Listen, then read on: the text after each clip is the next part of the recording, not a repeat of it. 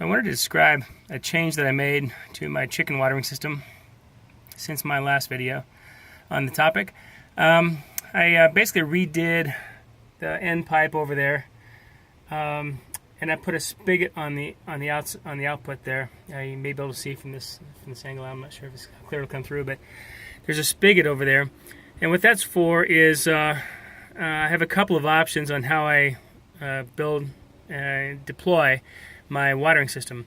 In the summertime, I can run a hose out here connected to that spigot, put a little two-pound regulator on it, and pressurize the system to 2 pounds so that the nipples will work.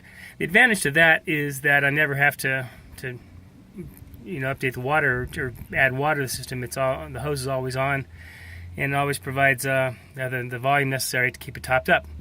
But in the winter, I can't do that. I have to switch to a more heater-related system because I need to keep the water from freezing in the wintertime, and they can't run the hose out this far out from the house. Here in Utah, it'll tend to burst the pipes inside the house, so we don't do that. So in the wintertime, what I decided to do was to change the ends of these pipes, and I put a 3/4 inch valve on it, and at the end of that, I'll be able to add on a piece of vinyl hose and run it back to a jockey box of some sort, a cooler type setup, or a hopper of some sort that has water in it, a bucket perhaps, and a pump, and it'll recirculate water throughout the system with an aquarium pump and an aquarium heater in the pump.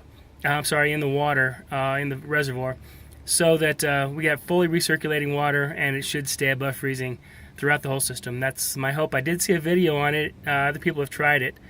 I still have the option of putting in the high wattage aquarium submersible heater as well, and maybe even a combination of all of them.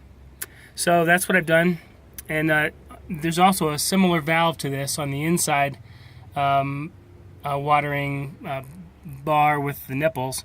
So I still have the same options and flexibility there too. So I'll run a recirculating system, pump the water to both places, to both sections of the system. So anyway, that's the update on the watering system, and we'll get that going and hopefully see it in action here pretty soon.